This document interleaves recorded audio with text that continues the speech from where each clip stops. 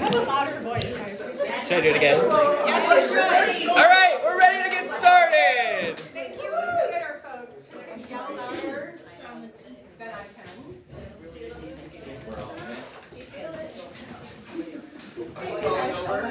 I'm for sure it's on the floor. I'm like 5 days, so yeah, that close to the ground. This was low. Here. Great. I found it. There, got it.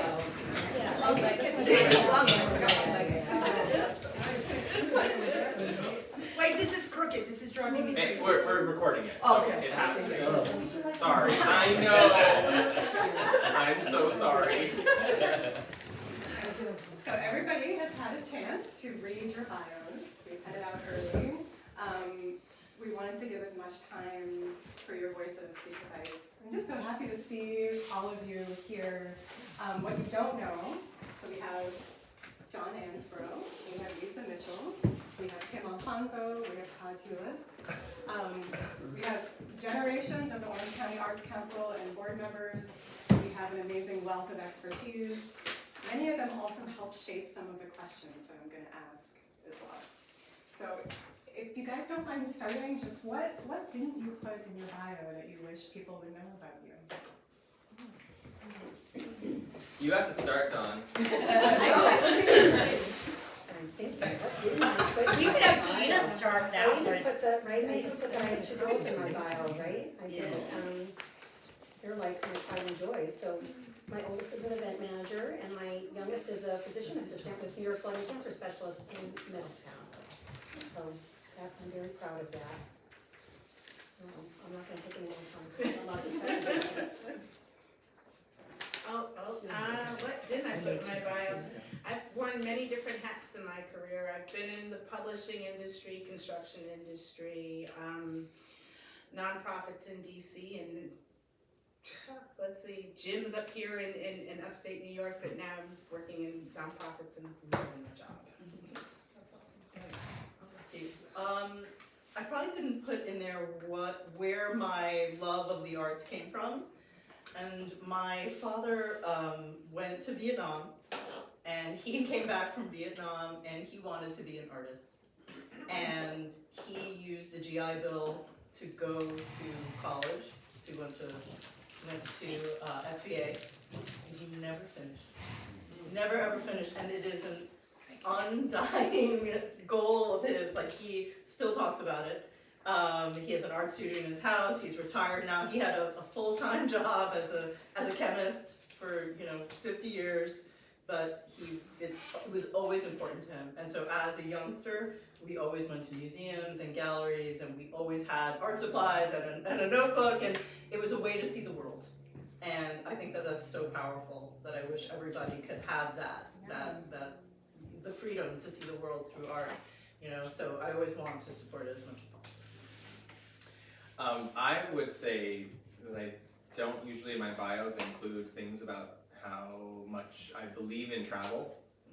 I've been to all 50 states. Ooh, Isn't that cool? Yeah. Kentucky was the last one.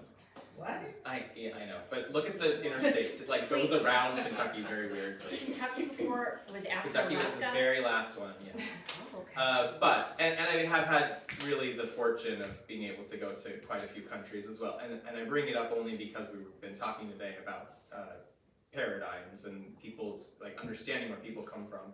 And that's why I believe that travel is so important, is because even within the United States, we have so many different ways that people are living, that then going down even a little further to Orange County.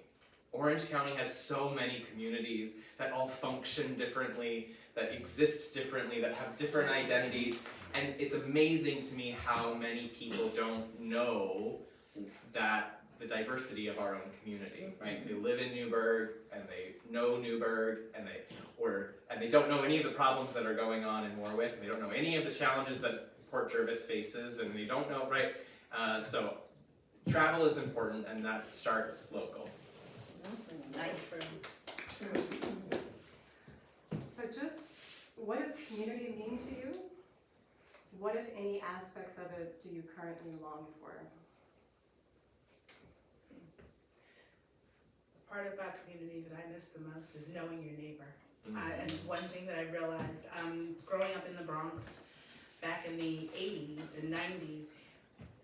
Back in the 80s, we knew our neighbors from down the hall. We lived in an apartment building, so we were very close with everybody that was on our floor.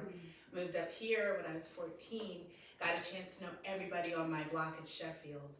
But now, going back to it, I don't know my neighbors across the street from me in Monroe. I don't know my neighbors down the street around the corner. We don't have that same community, and I think in the time that we're in now, community is the most important thing. Getting to know your neighbors, making sure everybody's okay. That's funny, I almost was gonna say the opposite. You know, I grew up in New Jersey, and you would think I would have known my neighbors and I knew the neighbors next to me, but other than that, I didn't know anything about my New Jersey community. I didn't know anything about any of the organizations that lived there. I knew nothing about what happened. And then came up here to Orange County, and I felt like I found community here. I felt like I found like-minded people and even not like-minded people, right? People that you could communicate with, people that you could enjoy being with. So I definitely found community here. I would say the one thing I long for in community is patience and understanding, perhaps. I think sometimes we lose that, and I think at the end of the day, that's what makes a strong community. So that's what I miss. I think we're at an odd place in society where we have so much, community is synonymous with like an online component. Where it's like, oh, you're on Facebook, you're on Instagram. You know, how much is that really your community? How much, you know, you make connections maybe through your art or, you know, those sorts of things. But you talk about your neighbors, that's like your legit community. That's like people experiencing the world with the same eyes and the same, you know, the same activities. And I think sometimes we try to compensate with some of these online tools, but it's so important to have the true community, people that know you, or, you know, people that are experiencing things the same way. You know, we might use all these tools to market and to get our words out, and they're important, they absolutely are important, but it's gotta be a balance. Did you want us all to answer? I just say go for it. If you, Sure, okay. You're welcome to pass. You can always pass, but I'm just mostly going to echo what Kimm said because I think it's important for us to be intentional, right? And I think that's the thing. All of you made great answers, which is why I wasn't thinking of anything new. But the kindness that comes from community, in-person community, the ability to say, I know Gina, you and I have had a really great experience doing this. One of the things that I think we've gotten most out of this is understanding of what's going on in your life and what's going on in mine and what we're stuck with the institution that is the Arts Council, and the good and the bad, right? What are those challenges that we face? And that doesn't come from checking someone's Facebook. That comes from showing up in community, getting active within our communities, so that we can actually help one another in a real way. that leads into my next question.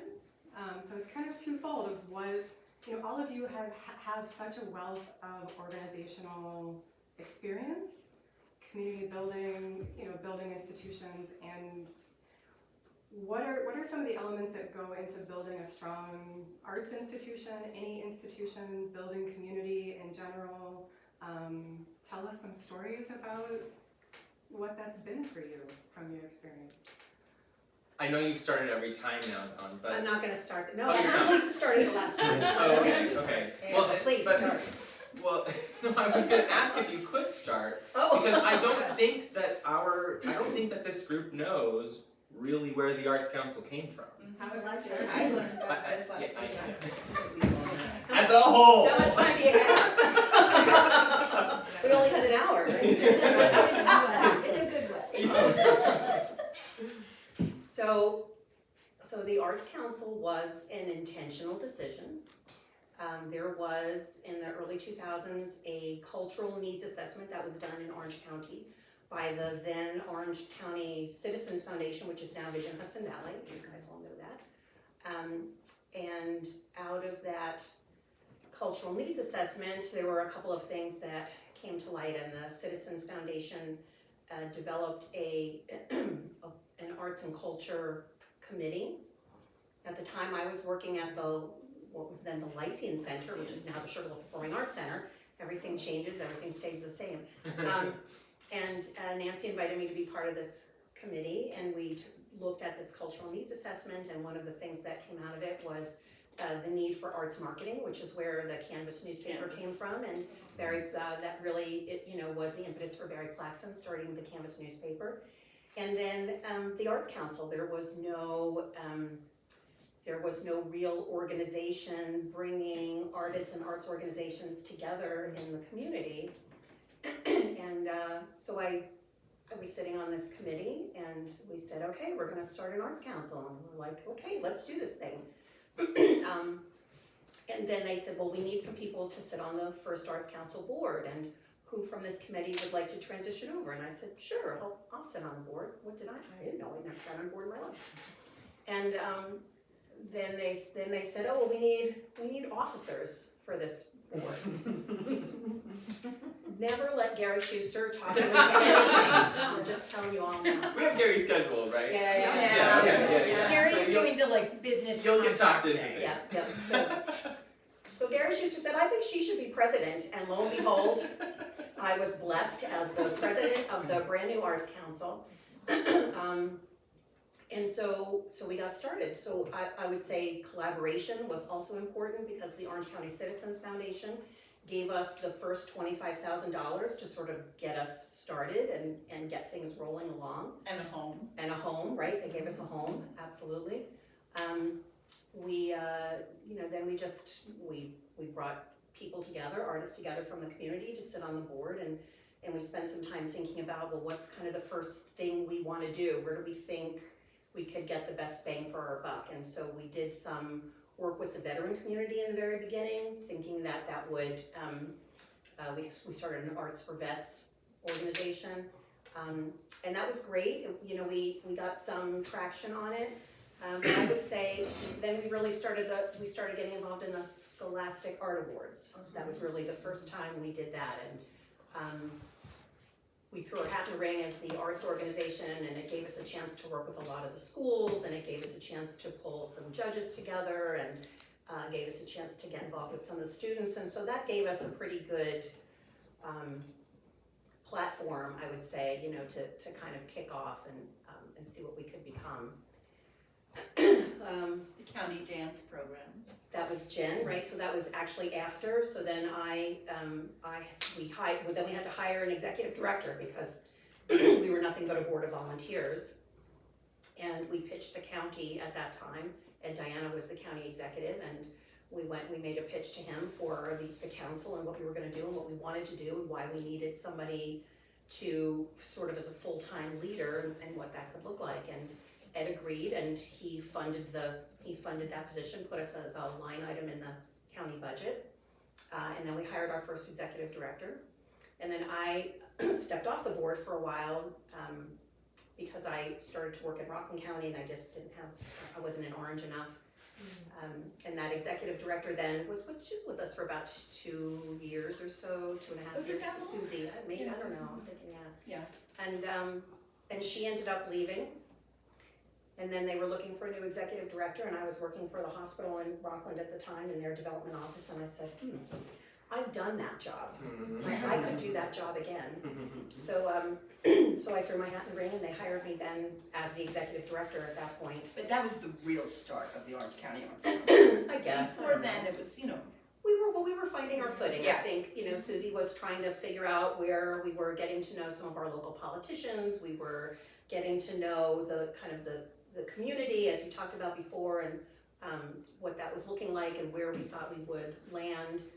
And then I started, and we did studio tours and dance events, and Anyway, So many different stakeholders that you're working with too. Like, what are just some practical skills or advice in navigating all of that you would have? But before you answer that question, Yeah. I think what you just said is an important thing to remember, is that these things happen because there are stakeholders, Yeah. right? Yes. And sometimes those stakeholders, what I see happen often is that organizations will be like, I need board members. There's a difference between finding a board member and finding a stakeholder. And your board members should be stakeholders, but also you need to find the people who are not board members who are also your stakeholders. Because you need to know and show people why what you do matters. So before we go down that path too far, I think it's important for you to think about that with whatever you're doing, and that includes being an individual artist. As an individual artist, who is a stakeholder in the work that you're doing? And if you don't have them, how can you develop them? Because you can develop stakeholders. And certainly we could talk more about that. We want more of time. all of this. I know, But sometimes it's just a matter of letting people in. You don't even Exactly. realize they're Well, there. yes, right. So, I'm going to use you as an example. We also try to open ourselves up to find stakeholders that we don't know, and Kimm is a great example because we found Kimm just through our open call, right? She had no connection. It wasn't a recommendation from anybody, and we just got this name. And I remember going to our board president and be like, do you know Kimm Alfonso? Does anybody know Kimm You said you were Alfonso? looking for somebody I who know. worked in the technology industry. And so she threw her hat in the ring, we went for coffee, and it took us about 5 minutes before I was like, yes. Because everything you're talking about is so in line with what we're doing and with what our mission are and what our goals are, and you have skills and things that we didn't have access to. That finding stakeholders is sometimes, as you're mentioning, as easy as that. Just letting people know that you are looking for stakeholders, you're looking for support. But there's also something so beautiful about what you're saying, because you're saying you have to let them in. And that's actually what community is, right? Like, they have to be able to give you feedback. You might have to ask for it. It could be a top patron, it could be your family, it could be a gallerist, it could be a peer, but there has to be a give and take. That's there. a great point, yeah. What are some of the things that go into that initial ask, whether it's for donations or for volunteers or for support for those that maybe are coming out of their shells and are used to initiating it? I think I could answer that. We've started out just the two of us, and we're growing. You have to give credit to this. Last year, I mean, we were here last year at this course, and in the ensuing 11 months, just skyrocketed to what we thought we would be doing. From you guys' perspectives, how has that worked out? But I wanted to finish about stakeholders. So basically, there was a contemporary of ours who said, you're not really spending any time on poetry, and I think there's a real avenue for poetry. And I said to her, well, yeah, I agree with you, but we are just swamped. And would you like to take it over? I mean, we'll support you in everything that you need, but why don't you do that? And she did.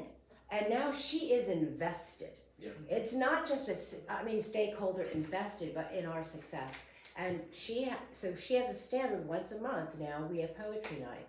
But we don't have to worry about it. We know this person is going to take, not on payroll, but she's that invested, and she's watched it grow from 6 people in the audience to 50, and we're a Mid-Hudson now, or a Hudson Valley Poetry Center. So I think that when people come to us, and they do, and they say, gee, why aren't you doing this? Or gee, why aren't you doing this? We sit them down and say, I think that's a good idea. How would you go about doing it, and would you like to? And if I could find 6 more of these people, it'd be a And walk. there's a real freedom there too, because you have to say, what are you gonna bring to it? I trust you. Right. Like, whatever that means for you, because like there's always equality or whatever that you wanna put into the world.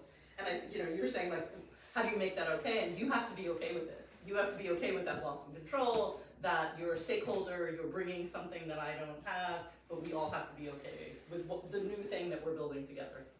in that contribution. Did we actually get to your question? Do you want to re-ask it? A lot of these, there's gonna Sure, be yeah. movement. Feel free to ask each other questions. I mean, Sure. that's great too, because I mean, you're more familiar with each other and can pull out dynamics that are not gonna be on this exhaustive list, actually, that we're not gonna get to everything. I would just throw out another word, collaborator. I think,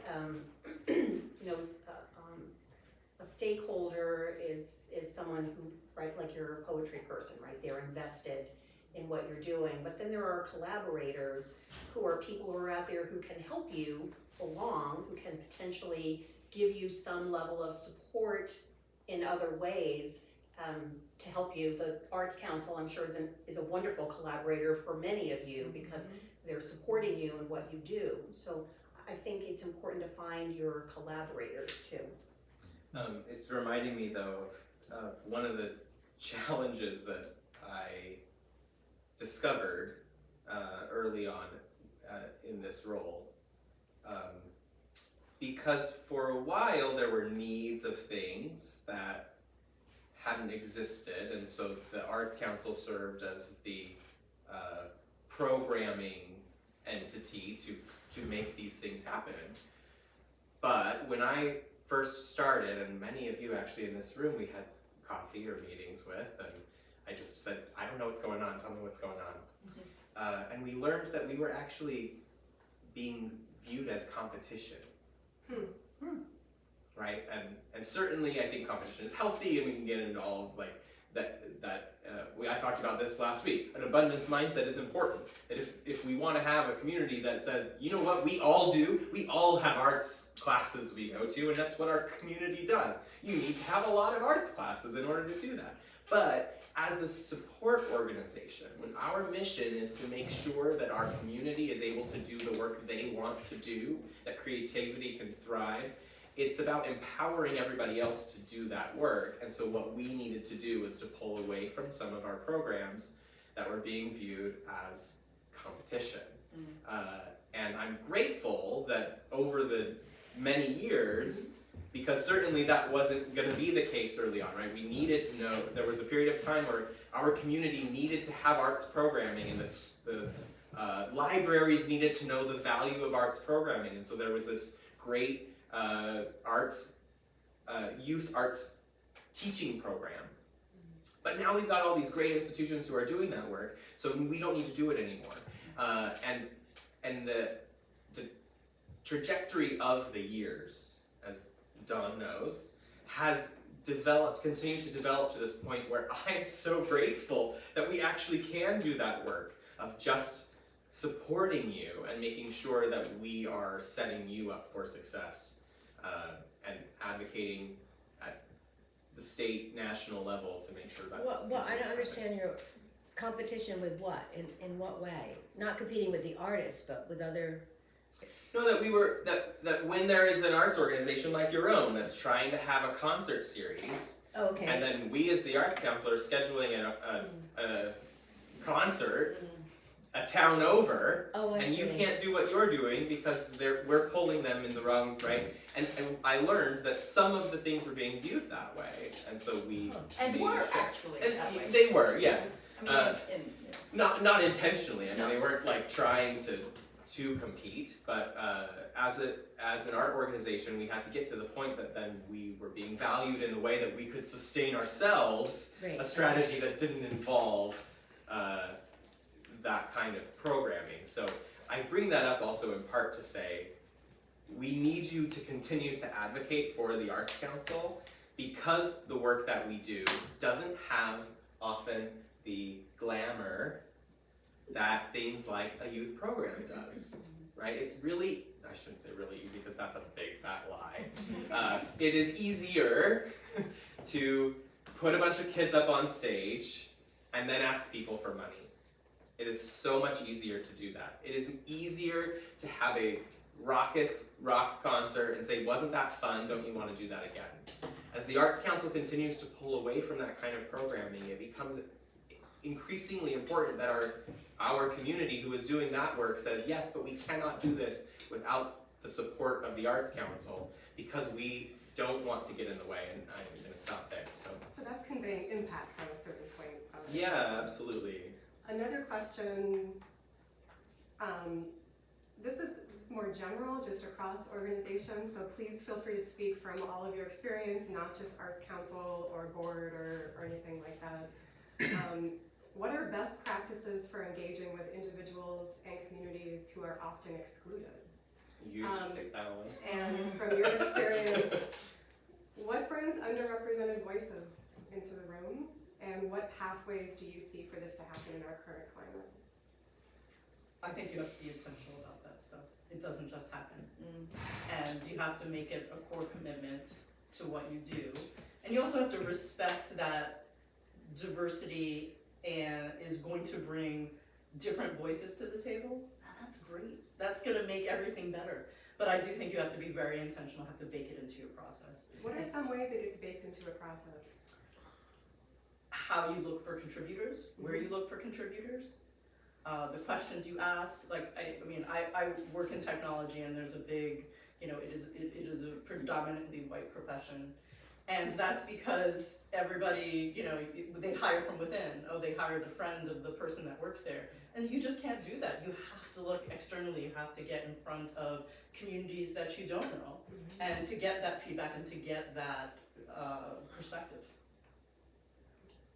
Lisa, did you have anything to add to that?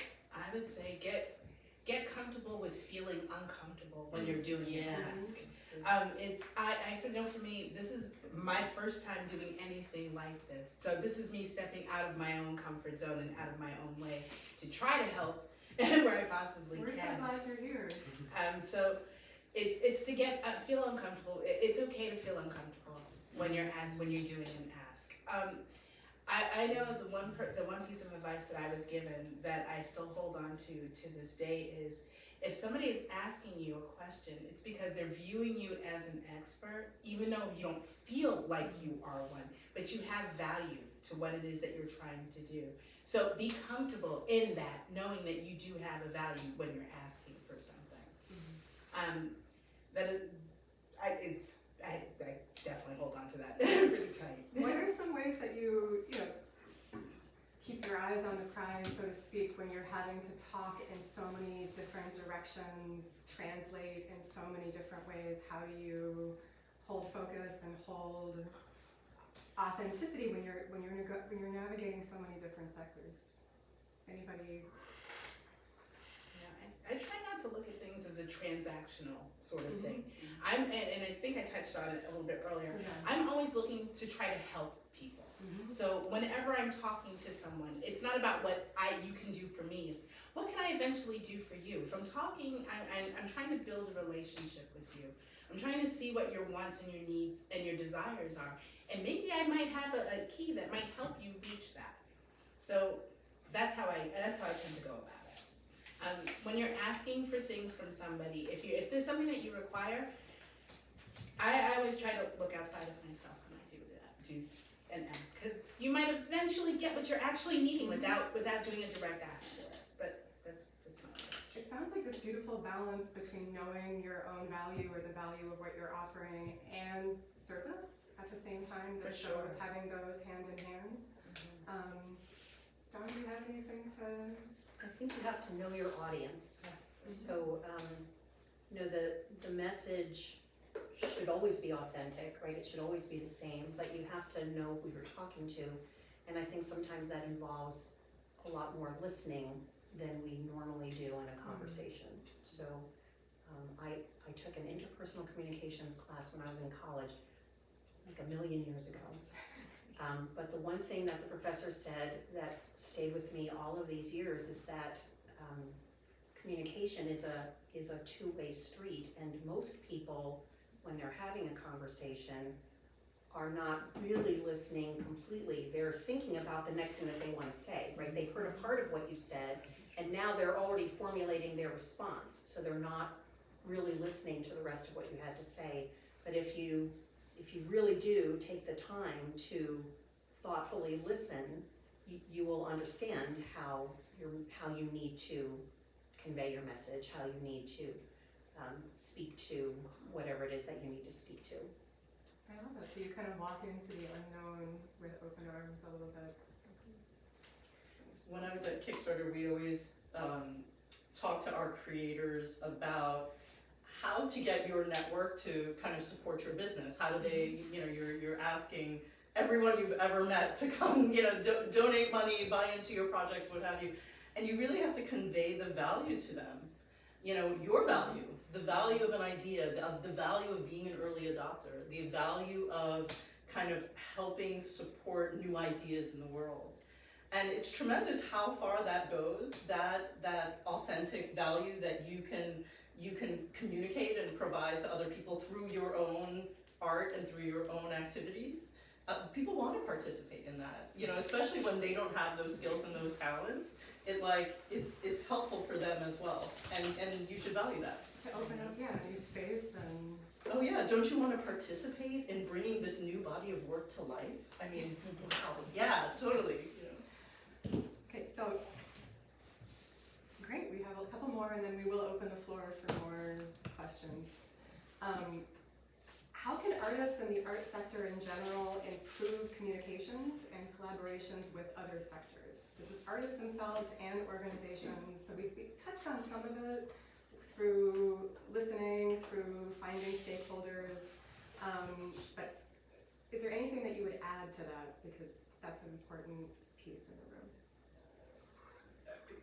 Yeah. Because part of the challenge is that there are lots of misconceptions about what arts and artists do that we have to overcome. There's a lot of folks who, when you're talking about value and conveying the value, have already undervalued you. And so you're coming from a place of already being undervalued and needing to get yourself to a place. And that includes things like time, right? Why should I listen? Why should I even give you a chance? I am so busy. I am so overwhelmed, which we all are in our worlds these days.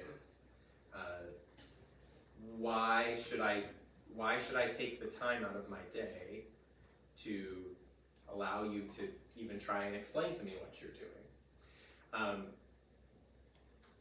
We, as the Arts Council, are trying to help with that, and I hope that that has become clear. It is the reason why we've changed the creative impact to specifically targeting businesses. Last year we successfully had more than 50% of our attendees who did not identify even partially as an artist. They were there as a business individual. But one of the things that I will admit, and I know this is going to be recorded, so I'm now saying this in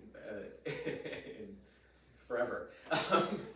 I don't think we hit the mark in proving our value last year. So now my concern is, how do we get folks to come back so that we can try again, right? And this is the challenge that artists face all the time. So what I do believe the answer is that we continue to build our community where we don't undervalue one another, and by doing so, we show a world wherein art is not undervalued. It means that we show up, that we buy tickets. It means that we buy art from one another. It means that we fill spaces with our own community, because by doing so, we continue to raise the value of the work that we do collectively. So it is why I'm so grateful to the many of you who do come to the Creative Impact Conference, because when we are able to say we are almost sold out, suddenly our value increases. When we say we had 14, 15 people who have gone through this program for sustainable arts this year, we continue to increase our value. So I would just say community is about showing up for one another, in part because then it helps us to collectively make that case. That's also how you're measuring and conveying impact. I mean, Dawn, we talked about some of this on the phone too, of just going from this idea, I have this idea, I have this dream, but then how do you get to implementing it and then measuring the impact of that and conveying that this is going to have impact. So this can be a cross-organizational question because that'll pull from wisdom from all of you. Any comments on those? Is that a clear question, first of all? Well, right, impact is a very qualitative term, right? Impact is something different for everybody. Impact to a local business is different than impact, than the sort of the definition or the meaning of impact to a local artist or an arts organization.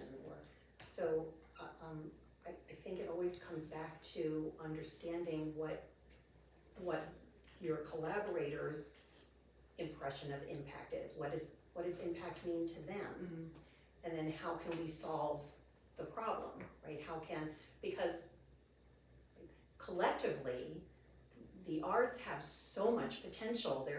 There are so many things that could be done and so many things that you all are doing, right? So if you're talking to a local business and they're expressing a problem, a time problem, any kind of problem, is there a way that the arts community, and I don't know the answer to this, so don't get me wrong, but I think sometimes we have to think about what are the problems that they're facing, how can we help them solve that problem? Because I think that's a very real value then you have definitely absolutely shown quantitative value, and sometimes it's just about asking the questions.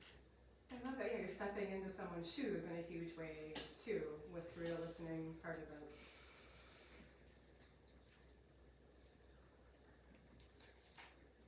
One last one for me, and then you guys are on the spot here.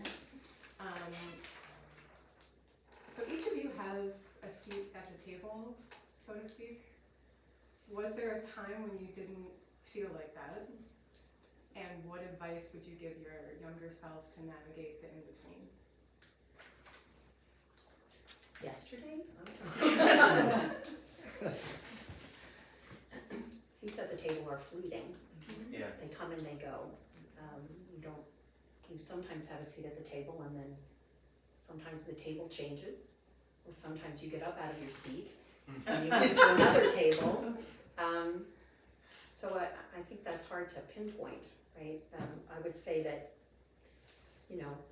go into it understanding that the table changes, right? And that sometimes you'll have a seat, and when you do have a seat, you recognize that. Be thoughtful in your contributions to that table, and when you don't, be okay with that too, and know that there'll be another table down the road that you'll have a seat at. Bring your chair. Yeah. Bring your chair, because the table just appears from out of nowhere sometimes, and you just have to be prepared to have a seat and have a great conversation and find a common ground. I find with a lot of the conversations that I tend to have, or just telling people what they could be doing, is finding a common ground, and you build from that. You build relationships from that.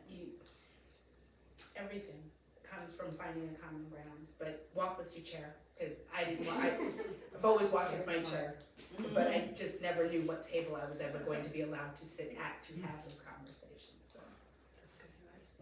I mean, I love what Lisa and Dawn have just said. One of the things that I keep thinking about with having a seat at the table is just practice your voice.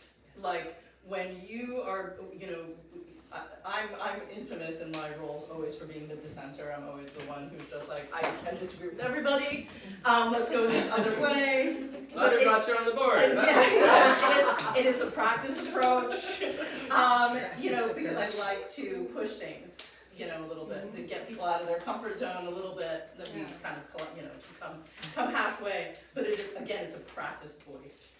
Because I know that I can push it, because I'm the community person, always the customer voice. So I know that I can push the engineering teams, or I can push the business, because the customer's voice is so important in that business. But I know it's not gonna win all the time. But make sure that you have that and are able to kind of speak up. I was joking. I am very grateful to have you on the board, but in part for that reason, I think that there is value in conversation and disagreement, right? I think so much of the world has taught us that disagreement is bad and we should just, like, if someone disagrees with me, then they're not someone that I should affiliate with, right? Like, it's this divisiveness. And certainly, as the world continues to feel more and more divisive, that can be hard. But one of the things that I see a lot of is leadership groups, tables, if you will, who feel they need to work in some kind of the consensus, and it doesn't need to be that way. In fact, if there's nobody who's willing to disrupt at all, then there's certainly no progress. And so inviting people who call themselves, and Lotus is gone now, but when she introduced herself to me and I first started, she said, I like to ask questions that bug people. Yeah, awesome, cool.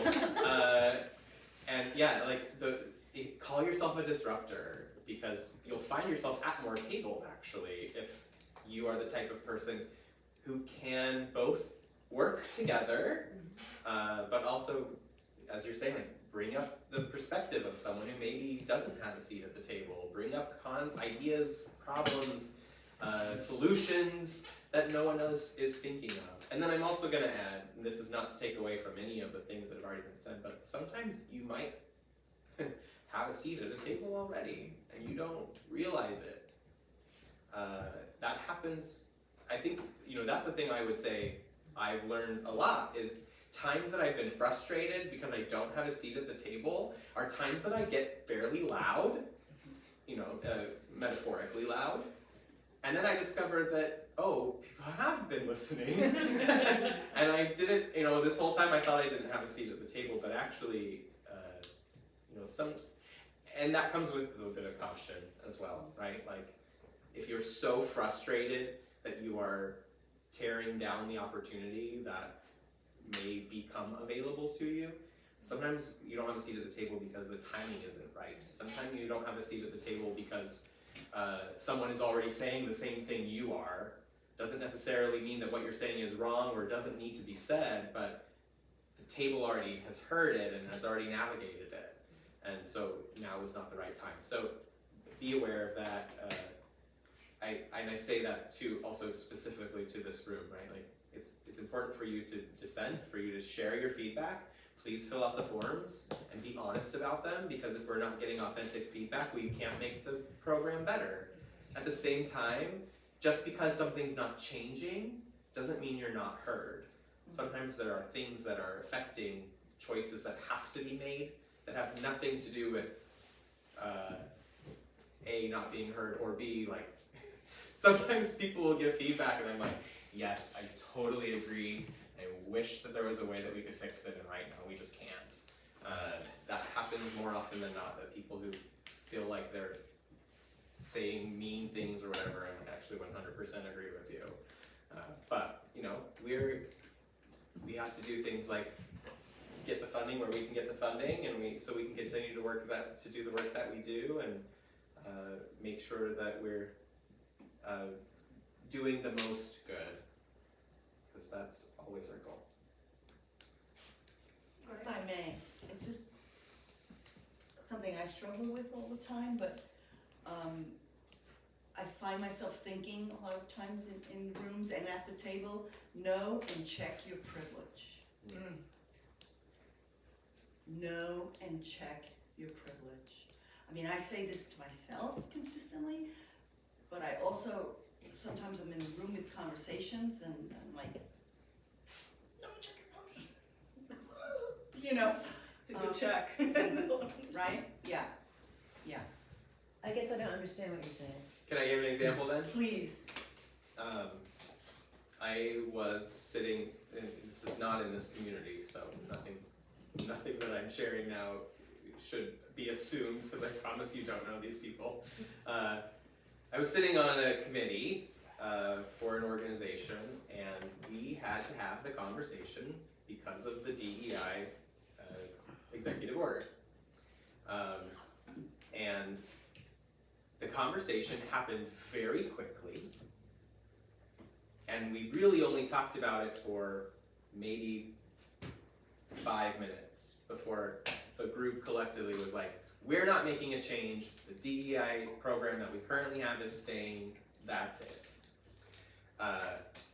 We ended that meeting, and then there was, after we had already made this decision, people who said, you know, I actually feel like we didn't discuss it enough, I think we need to do more, I think we need to reopen this conversation. And the truth is, the people who brought that up were the people in the room who didn't have to think about it until that moment. Because their privilege provided them with a shield from even needing to think about whether or not we should have a DEI program. And there were enough people in that room, again, we don't have to live in a world of, now I can't remember the word. Yes, ma'am. We don't have to live in a world that we all agree. Consensus. Thank you. We don't have to live in consensus. But there was enough people in the room who did already, because they don't have the same privilege of just being able to ignore the fact that a DEI program is important to them, that when it came down time to have it, there was enough people in the room that was like, no, I already know this answer because I've already had to think of this. And it was the people who had privilege that they didn't have to think about that were frustrated that they didn't get enough time to talk about it. So, the point being, when you're in a room, when you're having a meeting, if you are the one who is dissenting, or the opposite, if you are sitting in a room and suddenly you realize, actually the place that I'm coming from is a place of privilege, and I am representing not a wide perspective, I'm not presenting a diverse outlook, then it's important to think that through, to check your privilege. Yeah, and it comes in all different kinds of ways. Another example would be when we, in any organization, talking about inclusion and what we're doing to make sure that everybody has access. And sometimes, if we're coming from a place of privilege, we don't realize that not everybody has that equal access because we never had to think about it. Right. Because it's we take it for granted. I sit on a lot of boards and a lot of committees, right? I'm sorry, did I interrupt? No, But he has a sometimes question we'll be next. having a discussion and people will say, well, $25, I mean, Exactly. everybody can afford $25, so let's go. And the discussion and 10 people in the room, we all go, But for some people, that $25 and I sit there and go, Yeah, exactly. if I have to go to this fundraiser and this fundraiser and this in April I have 3 fundraisers, they're all over $100. For me, that is a fortune. But we don't think about it because Gloria's a part of everything. We're all sitting in the room and we're all alike. And I don't know why you didn't come because you can't, we have to think about those things, especially among each other, because we're here to support and lift each other up. Anyway, that's checking your privilege. So my question is something I've been sitting with for a minute, and it is also, I'm trying to articulate the question based on what I've learned tonight, and I'm also trying to glean your best life experience or understanding around it. So going back to the and, right, and the ampersand, right, one of the things that you mentioned, right, like the and could be exclusive, right, meaning like it could not mean it's leaving something out, right, like it's not this notion of like there's something, like if I'm not coming with my full self, right, there's something, it's not going to equal 2. 1 and 1 is not always That was 2. 2. Sometimes it's Right. less than 2, sometimes it's exponential. But Yeah. you have to understand 1 and 1, you have to understand the and, the togetherness part of it. So, I'm going to try to make this clear. As a person of color moving into Orange County, as an artist, right, when I enter spaces, I feel like I enter spaces with a lot of gifts and a lot of challenges, right?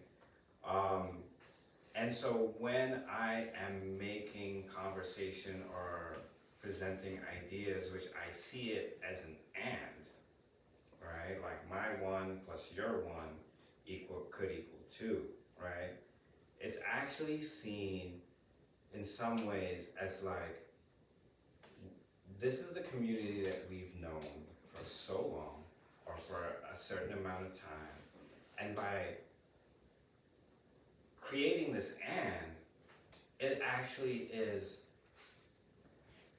making us, creating this situation where you're creating something that, you're presenting something that might be challenging to us, or might be challenging the way that we think it should be, or it could be, or what you're presenting is actually an attack on us because you're saying that what we have is not good enough, right? And I don't ever see it like that. So like I have a challenge. I have a challenge, right? Sort of being able to like have folks see the and in its fullness, and also know like my and doesn't mean that there's something short in what you have or something less than what you have. Is I'm actually trying to get us to a place where it's beyond what's here right now. And I mean, I see that as an artist. I see, I emotionally, like that's where my energies are. But like in moments, I'm constantly like feeling this, right? Feeling this, and I don't know if it's real. I know I do a lot of my own personal work to really kind of understand myself and navigate relationships and people. I know I'm not perfect, I'm still working, but like, it's just something I've noticed and experienced, and I'm trying to navigate it. Because I'm moving with intentionality, right, in how I'm trying to move. And so, it's just my noticing, and I don't know how to navigate it. I don't know how to like get over people's concerns. I don't know if it's longevity, just throwing down for a consistent amount of time, or I don't know, like as a person of color, I always feel like I have to prove myself to everybody, especially white folks, so it's just like, all these like internal stuff come up for me, but I also see that it's also coming up for other folks as well, right? And I'm trying to understand and negotiate and navigate that. Can I just say thank you so much for sharing that? Yes. It's like very powerful, because I feel like many people have not felt that. It's a very unique experience. Well, I would ask, does being here help at all? Absolutely. Ever since, changes in our society recently, and my own like healing journey as a person, I've been healing through something, and so like I've purposely sought community this year, purposefully in so many different things, not just this space, but like it's, and my elders have advised me, seek community, seek people, right? And that's what I've held on to, and that's what I'm also trying to cultivate too, right? But like, as the pushback to that, it's this like, it's this notion of like, don't yuck my yum, right? Like, I'm trying to create the yum, and anyway. But can the community help your and? Help make the case for your and? I believe it can. I believe it Because can. you're bringing if I didn't ideas. believe that they would or they could, I wouldn't do it. Or I wouldn't feel. So maybe it's not compelled just to the do it. person who's recoiling, like, no, that's not additive. You're trying to tell me I'm wrong. Maybe your community could bring that together for you and help you move that idea forward. Say that saying that a rising tide lifts all Yeah. boats. Yeah.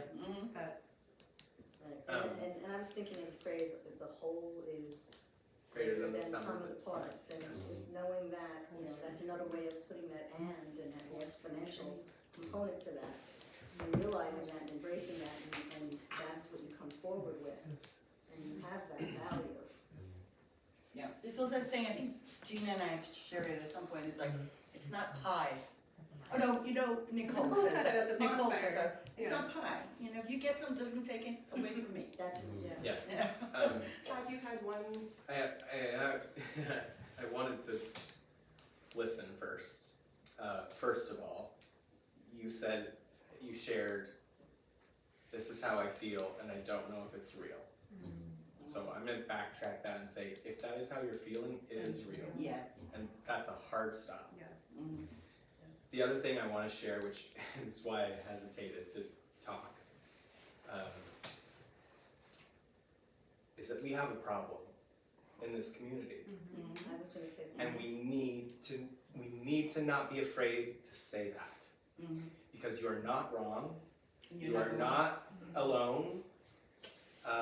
It's unfortunate that part of me being in this role in some ways is really sad, because you know, one of the things that I find is a value is that I'm a white cis man, and I can walk into spaces that will actually be heard on behalf of the Arts Council that not even Dawn could have done, right? There are people in this community, and it is not one or two, who are in that world, who are in that mindset. So I believe that it is my responsibility to go into those spaces and best I can represent voices who are not being heard. So if there are ways that I can help with that I'm not doing, please let me know. But I don't want us to leave this conversation without acknowledging that it's a problem. It is absolutely a problem in our community as a whole, that we are still struggling as a county to truly value people of color, women, you know, all of those things. Any others. Anyone who has been Any othered, different, who are yeah. being listed on lists right now. And so then back to what has been the answer, which is I do believe community is the answer. The more that we can show that we're a large community who do support people of color, who do support women, who do bring others to the table, the more successful we will be. Speaking of, as a person of color in this space, it takes time. It takes time for people to change their views. It takes time for people to not believe a stereotype of what they believe you are versus who you are, which is why it's so important to be as authentic, your authentic self, as possible. Because eventually, it'll break through that you're not the boogeyman that they've built you up to be. And that I can only speak from my own personal point of view. I feel you on what you're saying. I still feel what you feel on a daily basis. But I also hold the grace of knowing that people will always grow, they will always change, and they will always see the light. And they will see you for who you are. And they will value you for who you are. They will get past what they see as your color. And I just wanna thank Todd for saying that out loud. That you have to be out there. It's tough to, you know, criticize our home or our community, but to recognize it and you know, I've lived here for 40 years and I've seen growth, but it's slow. It's slow. It's very slow. It's slow. But it has happened, and it's through organizations like the council, and I'm glad that you're here. Last question. No, I was just gonna say, you know, you were saying, somebody asked if this program helped you. And, you know, when Todd said that, you know, he didn't show the value of the program, he didn't feel like it. So we definitely saw the value of the program. And then I was thinking with, you know, what you were saying is that the community is the other half of it too. And they're probably as equally uncomfortable as you are to make the, you know, across the barriers there. So just another thought. But speaking up on it is what's going to make a change. And being here. And being here and being intentional with saying how you feel, and because it's real. Not how you feel is not, maybe I'm wrong, no. You feel what you feel and it's real.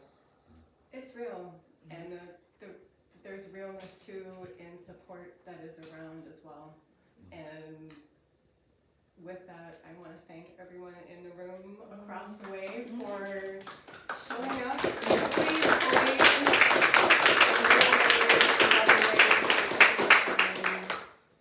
Thank you all so much. see you next week and maybe Friday. Oh, Friday's be virtual, right? Friday, we have that. So, Email me. Yes.